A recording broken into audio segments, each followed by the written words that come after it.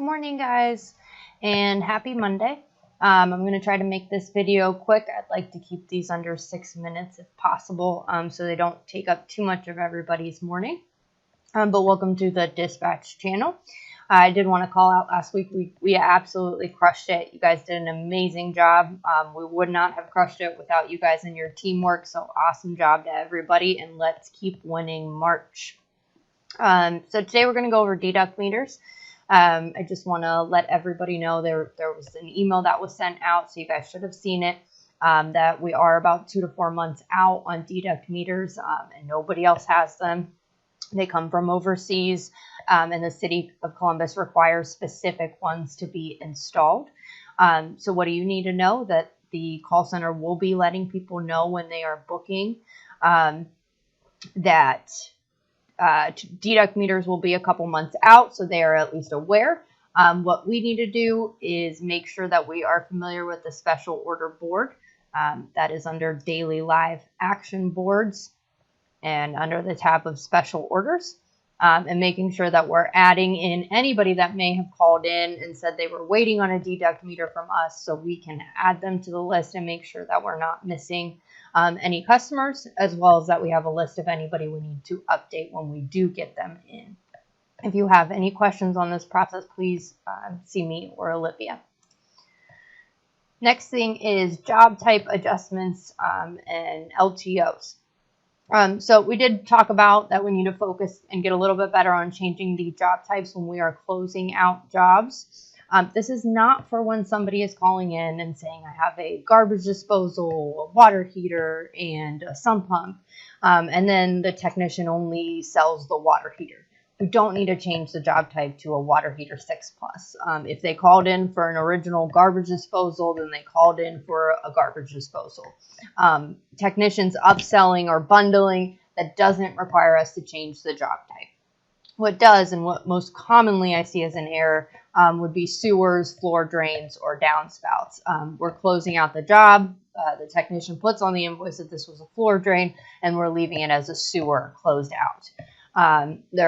Another example would be customer thinks their sump pump is flooding. It's actually their water heater that was leaking. Then we need to change the job type to water heater 6+.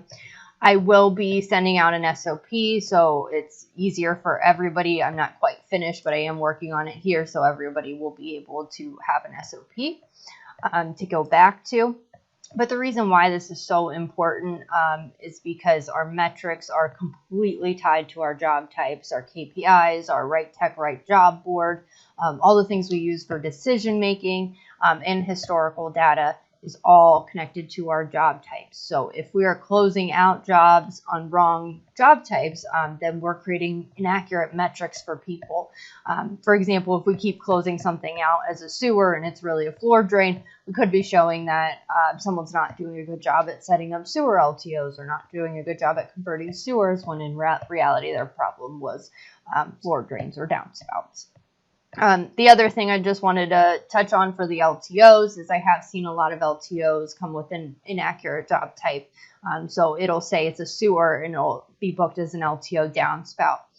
To make this a little bit easier for everybody, I did add to the sewer form. I changed the name and made it a sewer or downspout. That way you can see on the form exactly which one it is. And that way you're able to choose the correct job type. Daily call count challenge. So I did have you guys vote. The winner was biweekly on paycheck. So I wanted to go over this little challenge that we're going to be doing.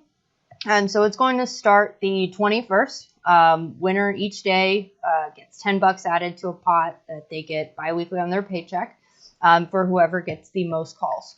The reason we added this is just purely for fun. We all like to be competitive, but we're also a great team, so I just wanted to add something in for a little bit more fun to the day. I will add a rule to it because I know sometimes we can get into some bad habits when we're getting a little bit busy. So I would like to make sure that jobs are closed out within 20 minutes of the debrief time.